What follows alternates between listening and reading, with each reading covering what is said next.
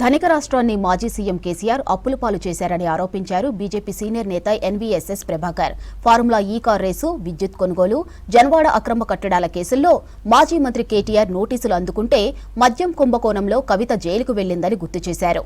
ప్రభుత్వ ఆస్తులు కరిగిపోయి కేసీఆర్ కుటుంబం ఆస్తులు పెరిగాయని చెప్పారు. అవినీతి కేసుల నుంచి కేసీఆర్ కుటుంబాన్ని రాహుల్ గాంధీ కాపాడుతున్నారని ఆరోపించారు. ఇక దేశంలో జాతీయ పార్టీలు ఉనికి కోల్పోయి ప్రాంతీయ పార్టీలుగా మారాయన్నారు. తండ్రి మీద అవినీతి ఆరోపణలు వచ్చాయి. నోటీసులు స్వీకరించాడు. విచారణకు రమ్మన్నారు. న్యాయస్థానానికి అప్రోచ్ అయ్యి రక్షణ కవచాన్ని ఏర్పాటు చేసుకుందామని ప్రయత్నించాడు. తండ్రి అంతే, ఆ తండ్రి బాటలో కొడుకు కూడా అంతే. ఫార్ములా ఈ రేసు విషయంలో అంతే, విద్యుత్ కొనుగోలు ఒప్పందం విషయంలో కూడా అంతే జరిగింది.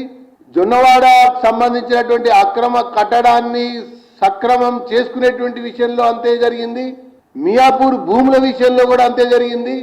ఎంసెట్ ప్రశ్న పత్రాల యొక్క లీక్ వ్యవహారం విషయంలో కూడా అంతే జరిగింది. ఇంకొక ఆయన కొడుకు వర్కింగ్ ప్రెసిడెంట్, ఆయన కూడా అదే పంద. అవినీతి, కుంభకోణం, కూరుకుపోవటం, వెలికి తీయటం అంటే బయటకు రావడం కొరకు కలిసి సంసారం, సుఖ సంసారం, కోర్టును ఆశ్రయించటం, ఏ రకంగా రక్షణ పొందాలన్నది ప్రయత్నం చేయటం. ఇక వీళ్ళిద్దరికీ తగ్గదు, మేమేం తక్కువ లేవన్నట్టుగా కూతురు కూడా మద్యం కుంభకోణంలో కూరుకుపోయి జైలుకి వెళ్ళి ఆ అంశం పైన విచారణ ఎదుర్కొంటున్నటువంటి విషయాన్ని మనం చూసాం.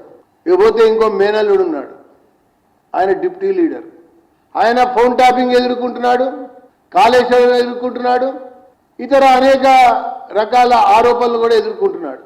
వీళ్ళందరూ ఒకే కుటుంబం, వీళ్ళందరిది ఒకే ప్రాంతీయ పార్టీ.